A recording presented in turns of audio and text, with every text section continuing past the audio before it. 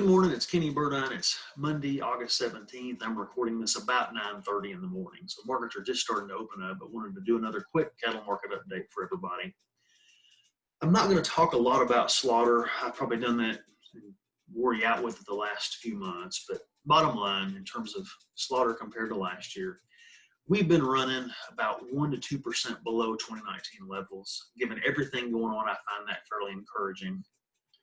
The other very encouraging thing I want to share to kind of get us started is that fed cattle prices have been improving. One thing I said in my July video was that the more that early July price looks like a seasonal low, the better. And it looks more and more like a seasonal low all the time. The 5-area weighted average price won't be finalized until later today, but it looks like it's going to be between 104 and 105 per pound for a steer. And that's about 10 cents above where it was early part of July. So that to me is very encouraging in terms of building some improvement in price on the feeder cattle market side as well. I want to spend most of the time today talking about this backlog of cattle that we knew kind of developed in the spring and talk about where I think we are with that and point to a few things that I think are kind of telling. I want to first off talk about slaughter weights. Weights are always a good indicator of how current a market is. And naturally, weights were running way above last year back in the spring because we had that backlog. The thing I guess I want to point to, although weights are still above a year ago, that's expected. Weights also are always increasing seasonally from spring to fall anyway. So we're kind of in that time period when weights tend to increase. What I want you to notice, though, is in the blue line there's 2020, dotted line is 2019. It does look like we're moving a bit more towards normal. We were running a month ago 5-6% above 2019 on weights. Now we're running a little less than 4% above. So I think that's somewhat encouraging that we're starting to work through some cattle. The other piece I wanted to talk about was related to cattle on feed inventories and a little bit about the mid-year inventory report that came out about 2 weeks ago. First of all, right now, or as of the July report, I should say, we'll have another estimate here end of the week for August. But on-feed numbers have been running about where they were this time last year. So that's the first thing to understand is the total number of cattle on feed are about where they were last year. What is different, though, and this was especially true in June, that blue line is 2020, but this shows the number of cattle that have been on feed over 120 days. So these are cattle that have been on feed longer, tend to be bigger, they're going to move quicker. First of all, notice there was a pretty sharp drop in that number from June to July, and there's no doubt in my mind we're going to see that drop even more when the August number comes out on Friday. So this is evidence, first of all, that we're working through those longer fed cattle.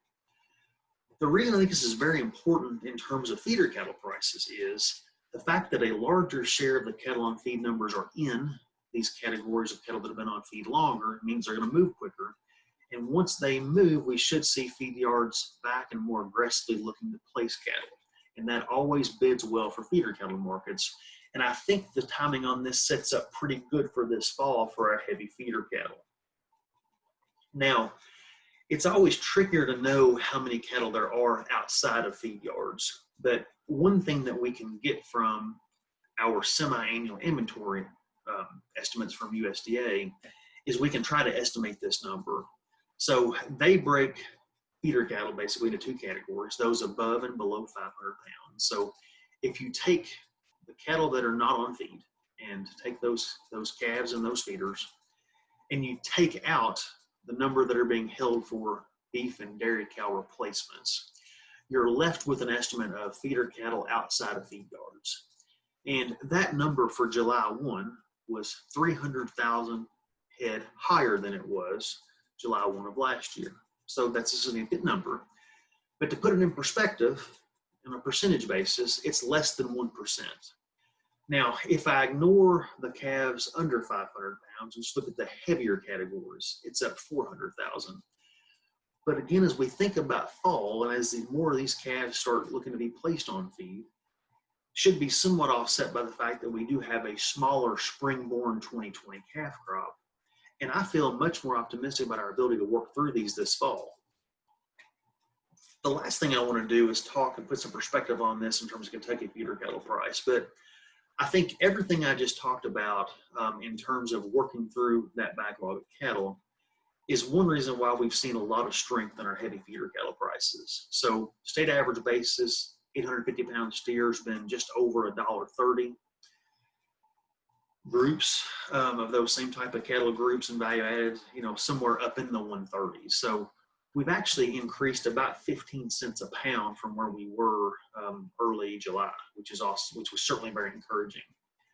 Calf market, there's the black line. If you take out what we saw in the spring, it's been one of the flattest calf markets I ever remember seeing. We didn't see our spring run up. We've also not seen prices pull back much at all. But if you go back to about the second week of July, we've slowly but steadily seen calf prices increase at a time when we typically don't see increases in calf prices. I talked a lot about cull cow markets in the spring and early summer because they were kind of a bright spot I could talk about. They continue to be. We have seen cull cows pull back a little bit the last 2 weeks, but they're still historically high. We're about $8 a hundredweight above where we were this time last year. 80 to 85% boning cow is still running average dress in the 60s. And if you look at where a lot of those higher dressing boning cows are, they've been in the 70s. So it's still a good cull cow market right now as we speak. Leave you with a few things. I wanted to talk through that backlog, mostly just to make the point that I'm getting more and more optimistic about this fall feeder cattle market. Our heavy feeder cattle prices typically peak sometime between now and the first part of September.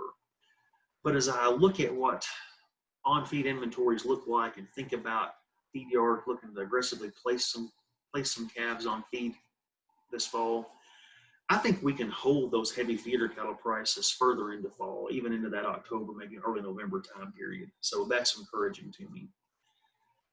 I do think we're still going to see some calf price decrease between now and fall. You almost always do. But, two things that lead me to be more optimistic. Number one, spring feeder cattle futures have improved.